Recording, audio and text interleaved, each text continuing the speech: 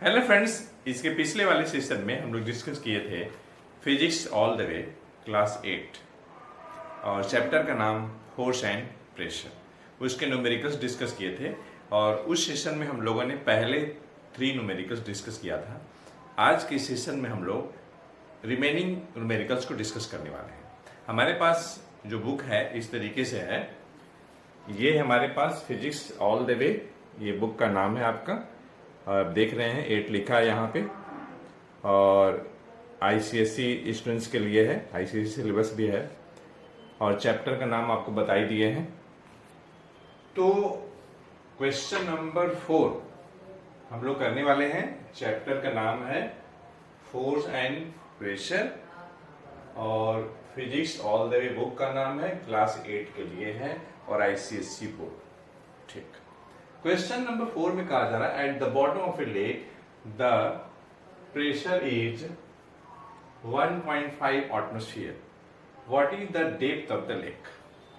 देखिए, अगर हम ये सिंबल एक बना लें, ये मान लीजिए कि लेक का सिंबल है और ये आपका मान लीजिए ये बॉटम है, लेक का ये बॉटम है। ठीक, तो हमें यहां पर बॉटम पे प्रेशर दिया हुआ है जो कि 1.5 एटमॉस्फेयर है। तो हमें डेप्थ बतानी है, इस लेक का हमें डेप्थ बताना है। अगर ये मान लीजिए h अगर है तो हमें h की वैल्यू निकालनी है। ठीक, और हमारे पास एक इंफॉर्मेशन है 180 = 10⁵ पास्कल। चूंकि ये लेक है तो लेक में जाहिर सी बात है वाटर ही होगी। तो हम लोग यहाँ पे जो फॉर्मूला लगाएंगे प्रेशर के लिए, हम लोग लगाएंगे P = HD और ये G। H जो है depth of the liquid column है, D आपका डेंसिटी होगा, यहाँ पे लिक्विड के रूप में वाटर है, वाटर की density, G acceleration due to gravity. यहाँ पर G की वैल्यू भी नहीं दी गई है, जिसे मैं 10 लेने वाला हूं। आप अदर देन 10 भी ले सकते हैं और 9.8 भी ले सकते हैं। मैं कैलकुलेशन इजी करने के लिए 10 ले रहा हूं। अगर नहीं दिया है तो आप फ्री हैं, चाहे आप 10 लीजिए या 9.8 लीजिए। ठीक, क्योंकि यहां पे फ्री सरफेस पे, ये आपका फ्री सरफेस है, फ्री सरफेस पे हमें कोई इंफॉर्मेशन नहीं है एटमॉस्फेरिक प्रेशर के बारे में, जबकि एक्ट हो रही है, लेकिन क्वेश्चन में हमें कोई इंफॉर्मेशन नहीं है। अगर मान लीजिए एटमॉस्फेरिक प्रेशर का सिंबल P0 दे दें या PA कर दें तो हमें इसके बारे में कोई इंफॉर्मेशन ही नहीं है, इसलिए हम इसके बारे में चिंता नहीं करेंगे। अगर कोई इंफॉर्मेशन होता हम इसके बारे में चिंता करते, तो फिर यहां पे जो प्रेशर होता atmospheric pressure plus pressure due to liquid column, ये दोनों का प्लस होकर के ये आता, मतलब 1.5 एटमॉस्फेयर जो है किसके बराबर होता, P0 + HDG के बराबर होता।